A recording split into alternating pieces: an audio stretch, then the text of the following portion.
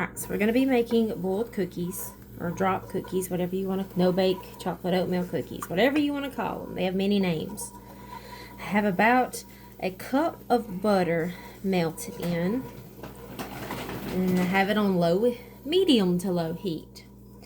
I'm going to pour 1 cup of milk in. Now, once you get this milk in here, get it to like a low, get it kind of heated up. You want to keep it stirring so that the milk does not stick to the bottom and does not scorch. You do not want to scorch the milk. That will make it's nasty.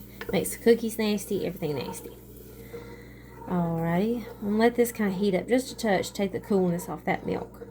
I am doing a double batch, so if you don't want to make this many, just half everything.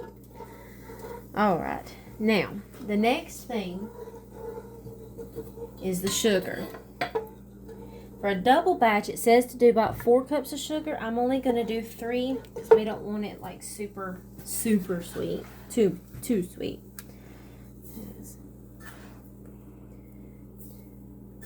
And this is a 1/4 cup measuring cup. So that's 3, 4. That's 1 cup.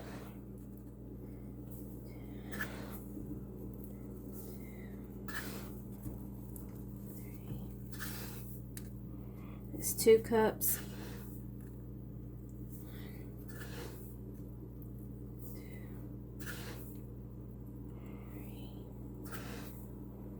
And 4. That's 3 cups right there. I'm going to just stir and mix all this, and you just keep it moving. Make sure everything's all mixed in.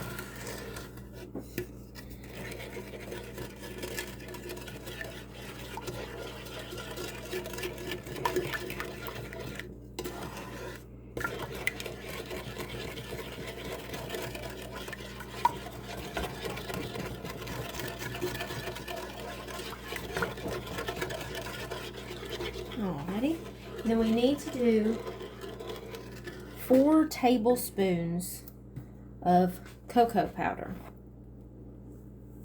Yes. 1, 2, and what you can do is you scoop it like this, and then I just scrape it along the side. It's 3, and 4.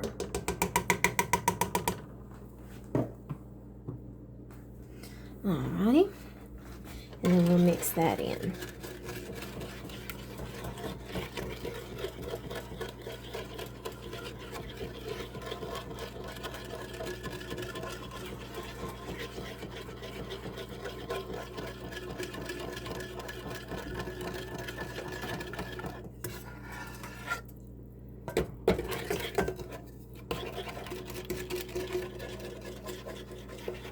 Some people go ahead and put like the sugar and the cocoa in a Ziploc bag and mix it together first before dumping it in here, but it really doesn't matter. It's just all of what you want to do, how you want to do it.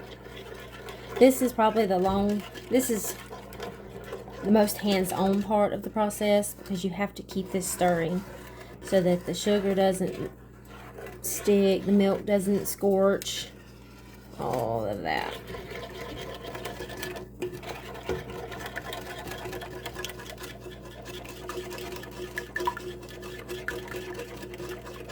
Get everything mixed together.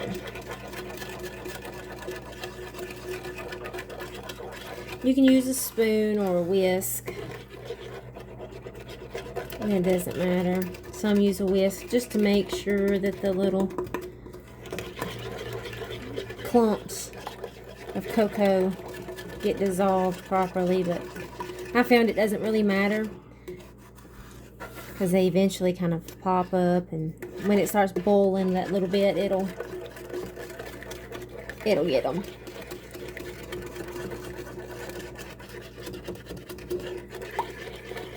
If it becomes an issue or a problem, and the more you just stir and stir and stir, and it just doesn't get broken up and mixed up, You can switch to a whisk. It doesn't really matter. It's just whichever you want to do.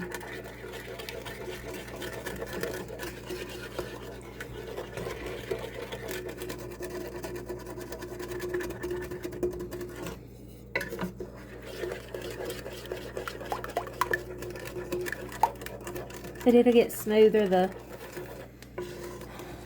more it heats up and stuff, and the more you stir it, and it's all good.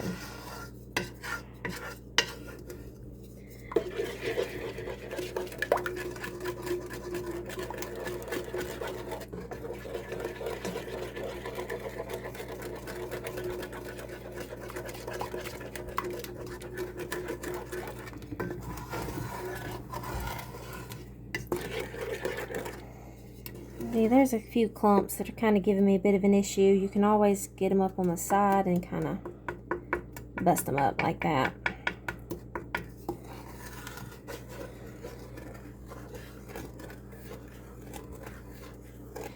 As you can feel, and probably you may can tell, they're starting to get thicker. You can feel it, it's not quite as sloshy as it was. It's starting to get thicker. That's what you want. Once I get everything mixed together, mixed in, sometimes I cut the heat up a little bit just to kind of speed up this heating up process. But I don't like doing it at the beginning when everything's not mixed, because then it turns to that, the sugar and stuff turns to that candy process before the chocolate's all mixed in, or before the sugars, you know, most of the sugars dissolved. And I like to do it a little bit slower to begin with. But you can keep it slow and just stand here and stir if you need to. And there's still a few chunks. I might go ahead and get me a spatula. Not a spatula. A whisk. And just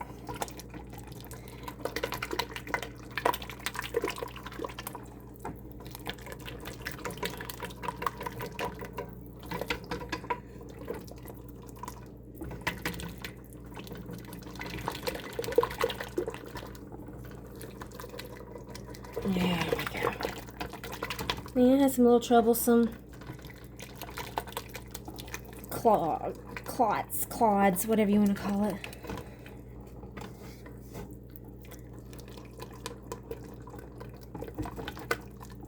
There we go. Yeah, much smoother it's looking now. That's what you want right there.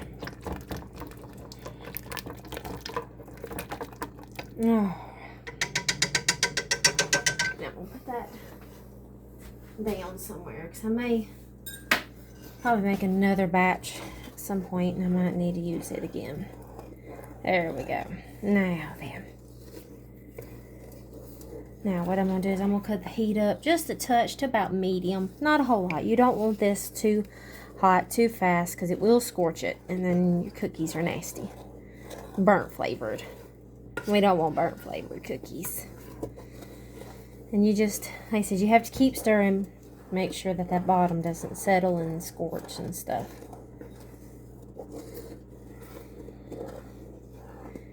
And you're going to do this until you start seeing the little bubbles of it boiling. Once you start seeing that little bubbly boil, you're going to start a timer for 2 minutes. And you're going to sit there and stir while it boils and simmers for 2 minutes.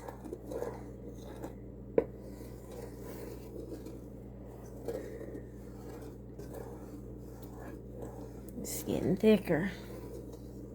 I can feel it up under it. On the bottom side is thicker.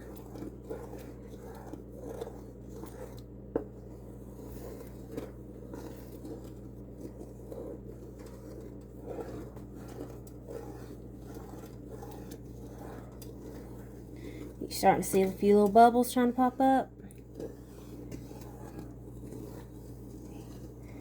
I like to get a good, nice little roll before I start my timer. You can kind of see those bubbles popping up.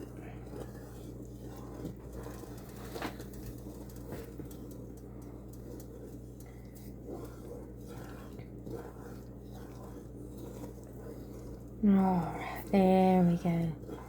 Nice little bowl here. Now then, that's what I like to see right there. When it starts to get a good boil. That way when your stirring doesn't do any take any bubbles away. And you just do your timer for 2 minutes.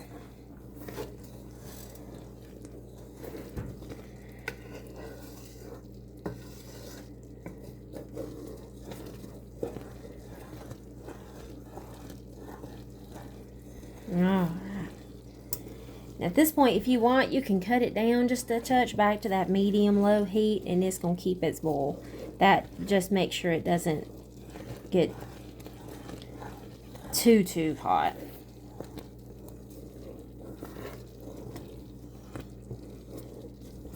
Alright. All it is, for the most part of this process, the ice stayed on about, mine does like a number 4. And then I cut it up to 5 when I was ready for it to boil. And then once it started boiling, I cut it back down to 4. It just helps kind of get it to the boiling part a little quicker. And it doesn't mess up the cookies or the process or anything like that. So 1 minute has passed. We got 1 minute left.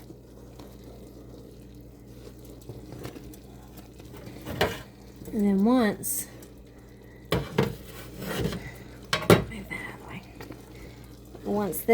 once the timer goes off and your 2 minutes are up, we're going to move it off the heat, and then we're going to dump our peanut butter in it.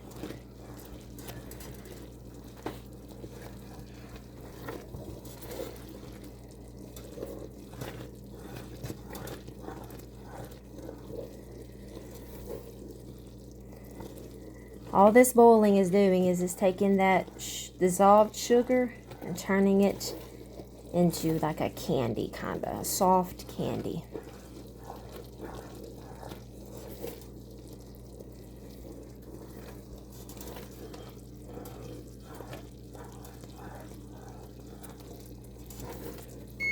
All right, 2 minutes is up. Cut my eye off, and we're going to move it over off of the heat. Now, I'm going to take this. I've got a cup of peanut butter. I like using the creamy. You can use the chunky, whatever you want. And you dump it in here. You can use more or less. I like to add a little bit more. So what I'm going to do is I'm going to put a nice dollop or 2 extra. There we go. And then you just stir this in until it's all nice and melted.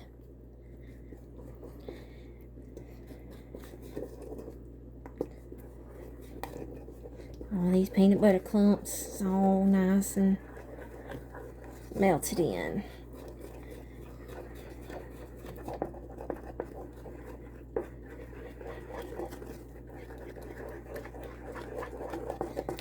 There we go.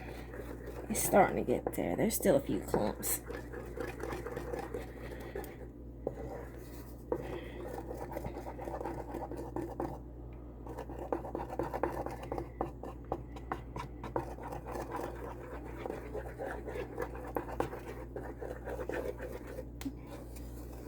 You could use a whisk if you wanted to do these, but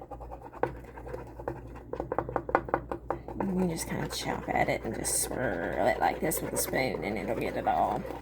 They don't have to be 100% dissolved in just yet, but just the majority of the clumps. Then you're going to take some oats. Now, you want to use these quick oats. If you do any regular oats, they won't cook. The quick oats, just the heat from the mixture cooks the oats. Alrighty, where are the oats? Now the recipe calls for 2 cups. We would be doing 4, but what I like to do, if we're doing a double batch, we would do 4. But we don't like a whole lot of oats, and these are little, so you get a lot of bang for your cup. So I start out with 2 cups of oats, and I pour that in there. And then I stir it in. Mix it in nice and smooth like. Get all of them in that chocolatey goodness. It's smelling good. And then what you do is once you get all of them mixed in, you can look at the mixture. And whatever the ratio to oats to chocolate that you see here is what your cookies are going to have. So if you want more oats, add them in. But I think that is going to be a pretty good mixture right there. We don't like too many oats, but some people like more oats. See, I think that's pretty good. I think that's going to be a good mixture. And the last step, I can grab it. The last step is to put your vanilla in. And it's going to be, it's for regular recipe, it's 1 teaspoon. We're doing double, so we're going to do 2 teaspoons of vanilla. 1, 2. Put my lid back on it. And then we're going to stir it up. Make sure that vanilla gets all throughout the whole thing. Alrighty. Now, the next step is to let this cool. You don't want to let it cool too much, because then it'll harden and set in this one big pot. But you want it to cool some where it's not so runny. That way when you drop it out onto the parchment paper, it doesn't just run everywhere. You want it to kind of be a little bit firmer than this, but not too much. So we're going to let it sit here for a few minutes to cool.